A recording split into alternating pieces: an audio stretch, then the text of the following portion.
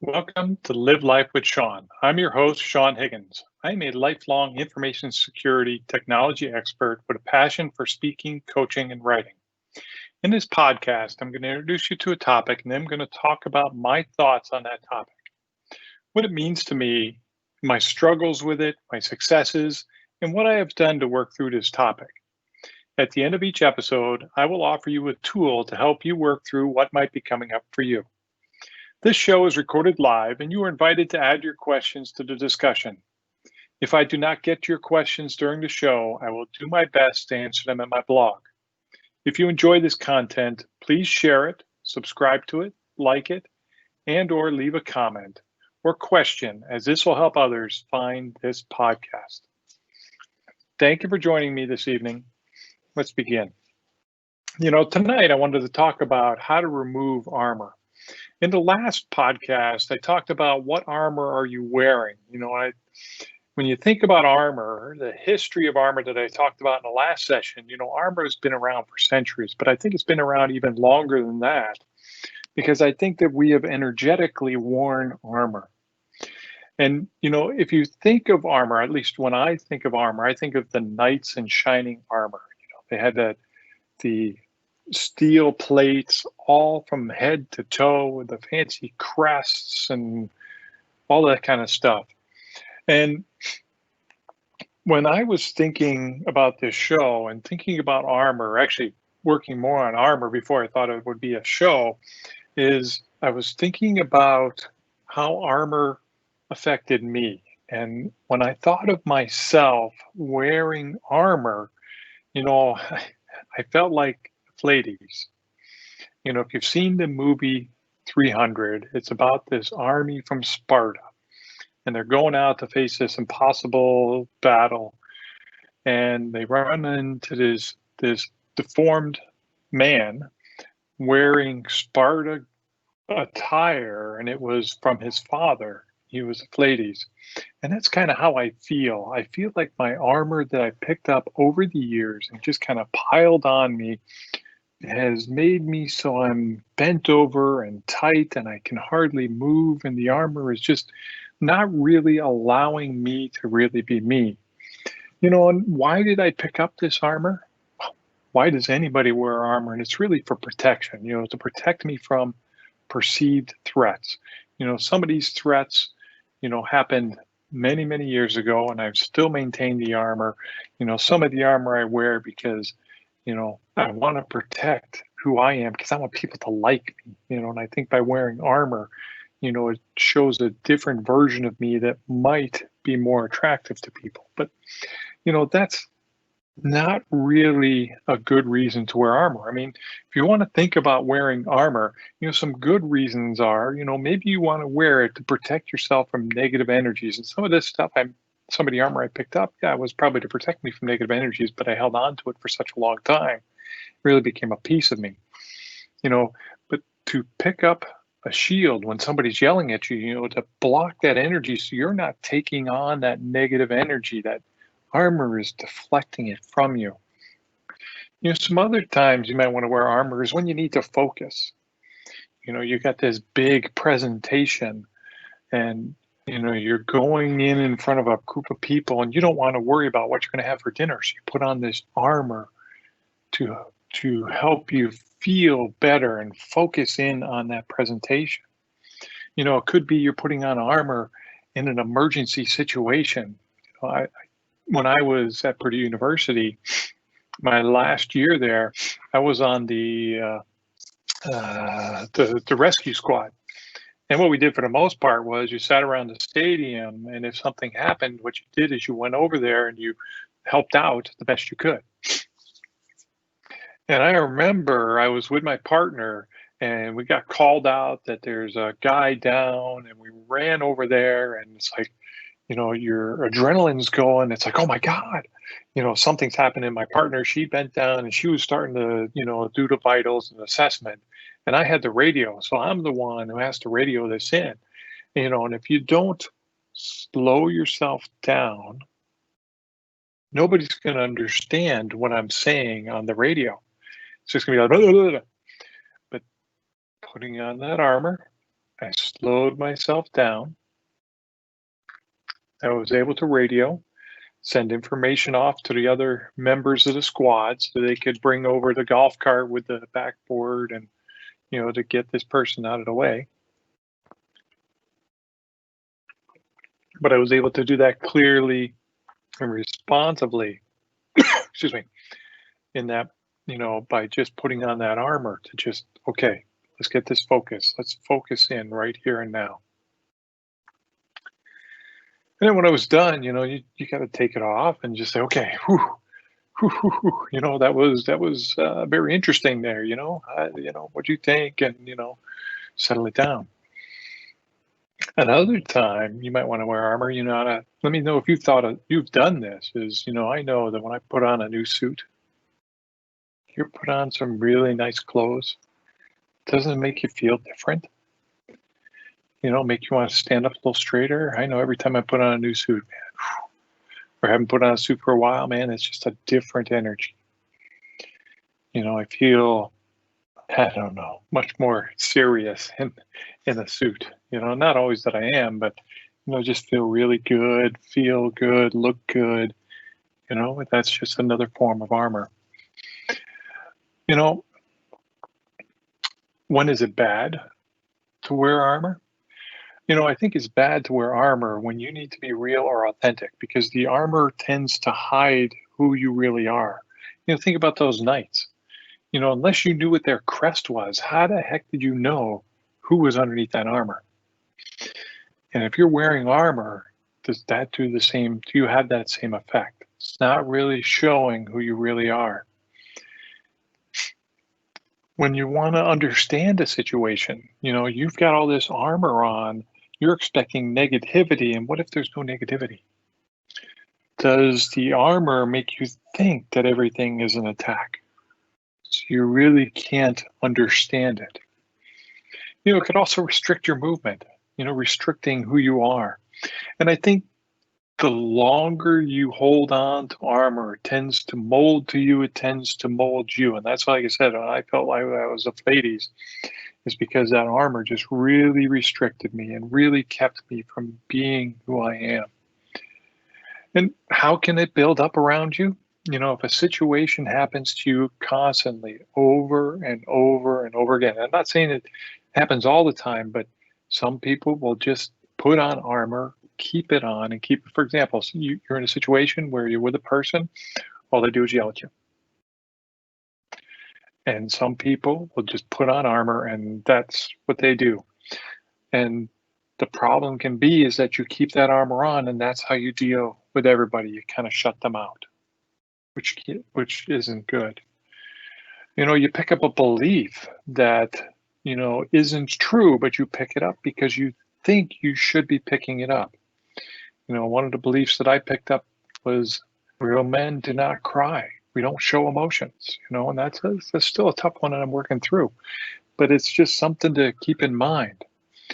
Maybe you got your heart broken at one time or another. And if you got your heart broken, you have a layer of armor around your heart, which can prevent you from getting heartbroken, but can also prevent you from really opening up and connecting love at a deeper level. You can wear armor to appear stronger than who you are. Like when I put on that suit, I feel much better, much stronger than who I am. And it's okay, if you need that little boost, but don't make it be your constant all the time that you're doing this. And you can pick up a thought or belief from somebody else, just something that they're feeling, you're picking up, and then you carry it on forward.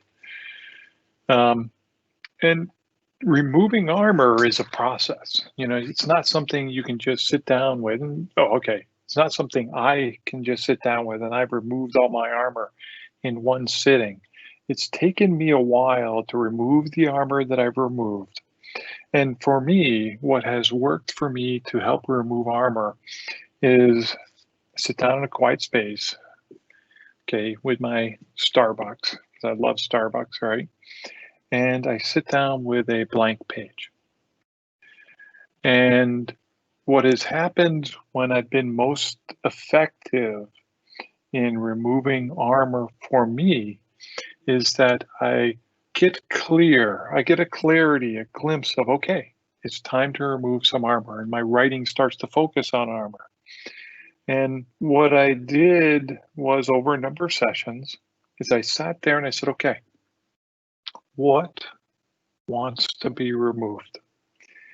And I would feel the armor all around me, and I would get an image of a piece of armor, and I would take it off, and I would hold this armor, and I said to it, where did it come from? And can I get rid of it?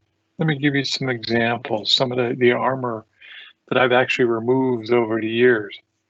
You know, when I sat down with this, one of the first pieces of armor I removed was a piece on my back and shoulders. And this, again, I just sat down and I said, okay, what wants to be removed? And I basically reached on my back and I pulled off this piece of armor.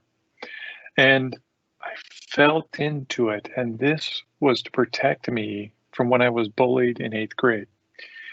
In 8th grade, I was picked on, but not in the sense of, you know, when I grew up, a bully was somebody you faced face to face, usually somebody bigger, stronger, and they just overpowered you because they were physically stronger than you.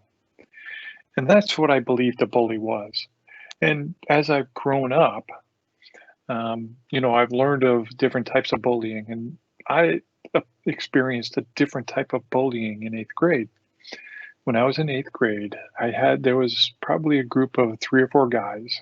I'm not really sure who was the ringleader, who really did it. All I know is there was a group of guys that really, I had a clue that they were doing this, but what they would do is they would make a mess of my stuff. You know, they would do things to the lock on my locker so I couldn't get into it. I'd get a new lock, they'd do something else to it. They'd find a way to open my locker. You know, it was a combination lock, so they must have been watching over my shoulder when I'm, you know, not really paying attention or whatever. And they would mess with my books, they would mess with my assignments, they would mess with my lunch. And it was just, I dealt with them in a very interesting way. One day I got really fed up and my lunch was messed up, and I just said, I just had enough. And I went to the lunchroom, saw the table where the guys were sitting at, and you know, I knew some of them were involved, but I wasn't sure who was involved. And what I did is I took whatever they put in my lunch. They put a bunch of plaster shavings in my lunch. And I went and I dumped it on the lunch of the biggest guy there. And he probably wasn't involved, okay? But I wanted to make a statement, and I really didn't care. And I dumped it and I walked away. Yeah. Yeah, he came, he tackled me. I can't remember if he hit me or not or what, but I know we both got detention, and that seemed to end the bullying. But you know what was interesting is that as I, you know, it was still over my shoulder. You know, and that's hence maybe why it was covering my back and my shoulders. Is, you know, I kept kind of looking over my shoulder. Okay, they're going to do anything else? They can do anything else? Even when I went into high school, you know, I had a locker with a new guy that I hadn't, you know, came from a different school. I knew him because I was on a football team, we're on a football team together, but I was always still looking over my shoulder. And thankfully for me, we moved to another school, and it just really helped me release that. But at least I thought I released it until I sat down and said, okay, why do I have this armor on my back and chest? So, I hopefully through looking at it and dealing with it and talking to you about it, it's something that I have released. I sat down, I said, okay, what else? I said, chest. Okay, I got this chest plate. Why do I have this chest plate? And the words that came to me were, I'll give you something to cry about. You know, it's interesting because this is something my father used to say to me at times when he probably couldn't figure out how to deal with me crying, or he didn't think that I was crying for an appropriate reason. So he would say this not only to me, but to my brothers and sisters. And, it's something that I picked up. And it's just, oh man, when I took that off, man, it felt just so much better just to say, okay, I'm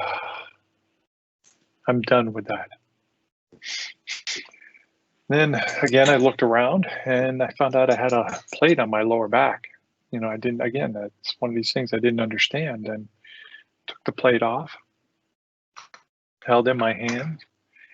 And this was related to a time when I had a boss and I was doing something that I really didn't feel I should be doing. I think part of it is I was doing something I didn't know. I wasn't trained how to do it. Didn't feel secure or safe in doing it. And I went to my boss and I said, look, this isn't really safe. Probably shouldn't be doing it. You know, what can we do about this? And he's just, do your job. Just do your job. Whew. Whew. That was a big one. Again, just something to release. As I looked back in, I found a layer around my heart, and this was some old energy that I picked up, because this was, as I sat with this, it was, men are not supposed to show emotions. I mean, how many of you men out there have that in your life, that you just were told generationally, maybe your father, his father, all the way back and forth, talking about men shouldn't show emotions. Okay. I'm still working on this. Okay. I'm better, but it's a work in progress. And that was something to help me relieve it. Another piece was around my second chakra. My second chakra, the energy in there is your self-worth, and this one was, the energy around this one was, be a man, make your father proud. Whew. Wow. That was something interesting to release and just breathe into that and to let it go. I did find another layer around my heart, and this was an interesting one because I picked this one up from my mother. My parents eloped, and they went off and got married in Niagara Falls, and they were I was the product of a honeymoon. Okay. And when they got back, they went back and talked to my father's mother, and she goes, "You're not married. You didn't get married in the church." And I think at first my mother was okay with that, not really happy with it, but shortly thereafter, she figured out she was pregnant. So now she's carrying this pregnancy, and she's not really married in the eyes of the church, not living with her husband because they're not really married. So it's some energy that I picked up from that situation. I think she was scared and fearful, and I was part of her at that time. And it's just interesting, the things that you pick up and the things that you need to release. I found another lower back plate, and this one was really man leadership. Whew.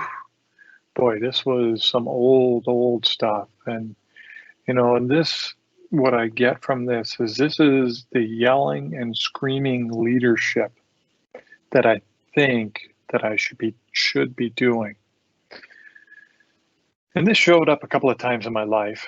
One time, I was coaching young men, my stepson, in the lacrosse finals, and it was a major lacrosse tournament at the end of the year. And I'm a coach who's normally very supportive. Okay, come on, let's just keep going. Hey, do this a little bit differently. Really just kind of support them in what they're doing. Well, we got to the finals. I have no idea how we got there because, again, we were just keep going. I was positive, keep going, keep going. And, get to the finals. At the end of the first period, it was 9-7. We were losing. And instead of being supportive, I started yelling. I started yelling instead of encouraging. Well, to tell you, the final score was also 9-7. It really didn't help us. It wasn't me. This was this man leadership. It was, come on, we got this far. We can push it over the end. Let's yell at them and make them see that they can do this. Another time when this man leadership showed up for me was I was a president of an organization, and the organization wasn't. We were in a meeting and people weren't paying attention, so I gave a lot of people the stink eye. The shut up, come on, pay attention. As opposed to just kind of letting it go where it needed to go. And I also remember this man leadership showing up one time when I was at General Electric, and I got into a yelling match with some manager. Actually, I was more yelling at him because I don't even know why.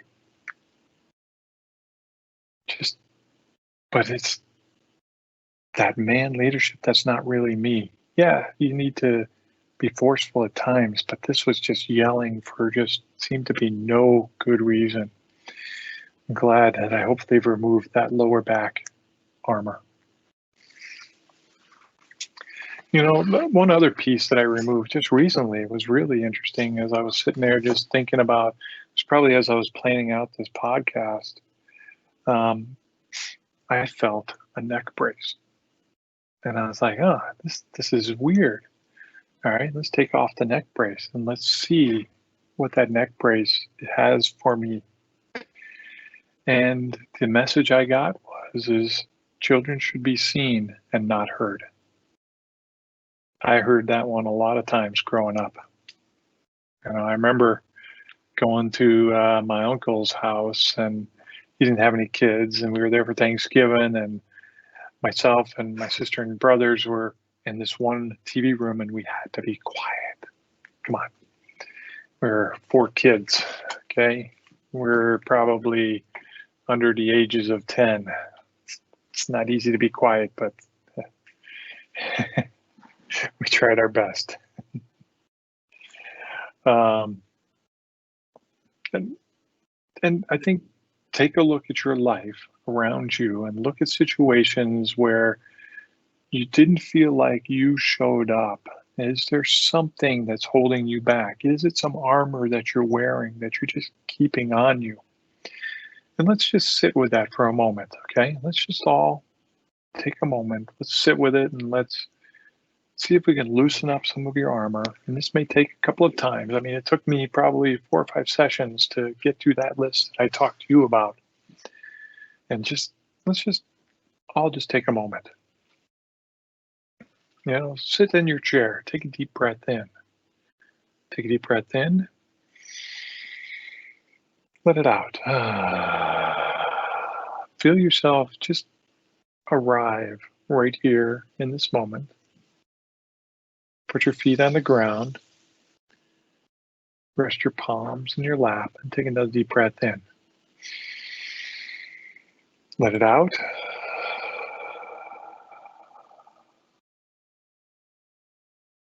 Take a deep breath in.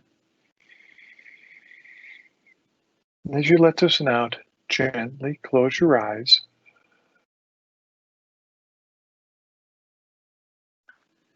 And now let's gather all your attention into the center of your head.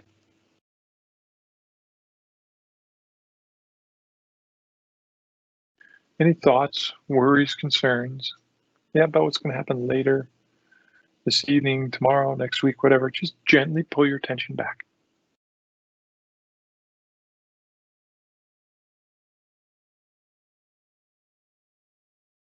Keep breathing.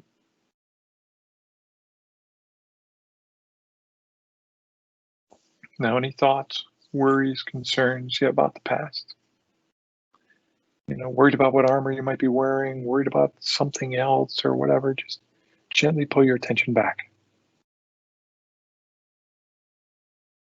There you go. Now, breathe into the space. Feel into this space here in the center of your head. And make this space as big as you'd like it to be. This is a space for you to collect your thoughts, for you to connect in, and just breathe right here, right now.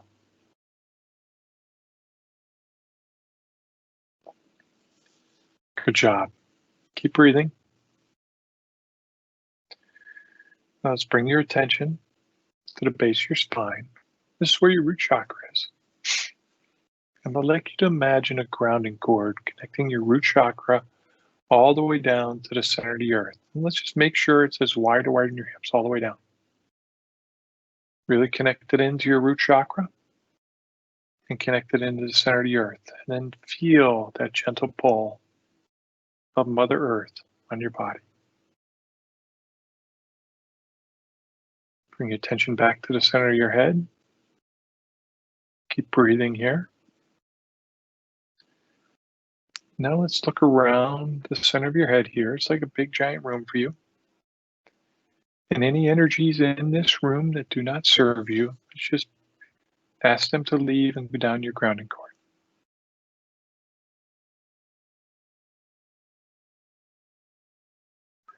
Great.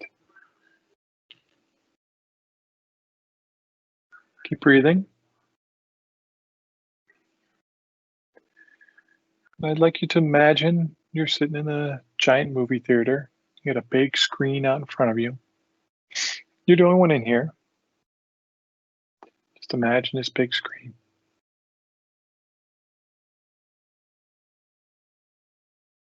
Breathe.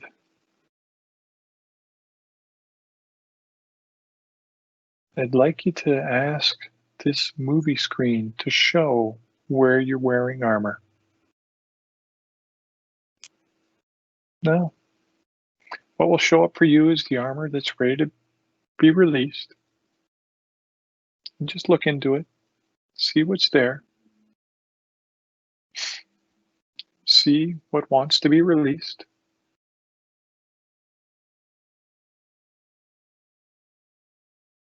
See what you would like to take off. As you take it off, see if there's a message here for you.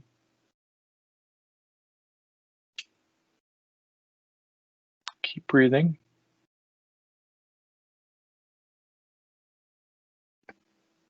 Once you take it off, just put it on the ground. See if there's any other armor that wants to be released. Again. If it does, great. If it doesn't, that's okay too. You can come back anytime you want. You may want to come back here a couple of times. Take a little piece off. Get the message. Let it go. Breathe.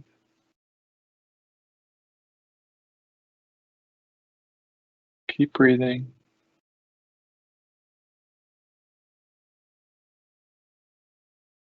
Okay.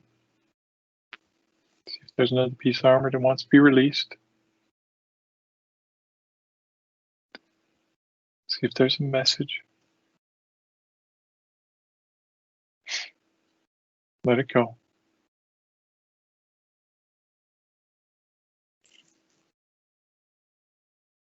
Now take a look at yourself on that screen. Do you look a little better? A little less restricted by the armor?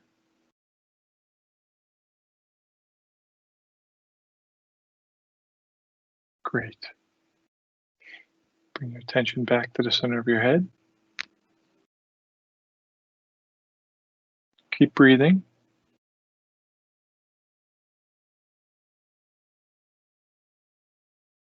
Let's bring some golden energy from above down into the center of your head. Let this golden energy work down and through your body. to help you sink in, synchronize with that integration of releasing that armor.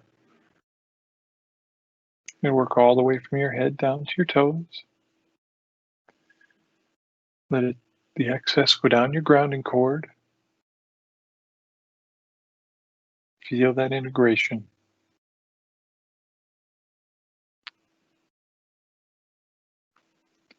Take a deep breath in.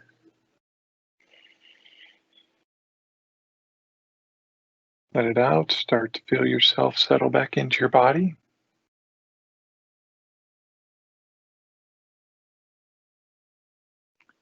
Take a deep breath in. Start to feel yourself coming back into your room.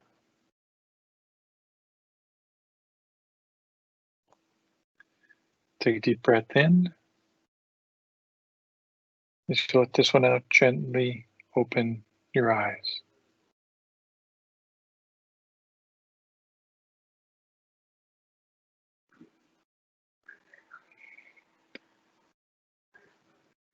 Thank you for joining me this evening on Live Life with Sean. If you'd like to book a coaching session with me, or you want me to speak at your next event, please find the Connect with Sean link on my website at seanchiggins.com. If you enjoyed this show, please share it, subscribe to it, like it, and or leave a comment or question, as this helps others find the podcast. And until next time, thank you for joining me. Have a wonderful week.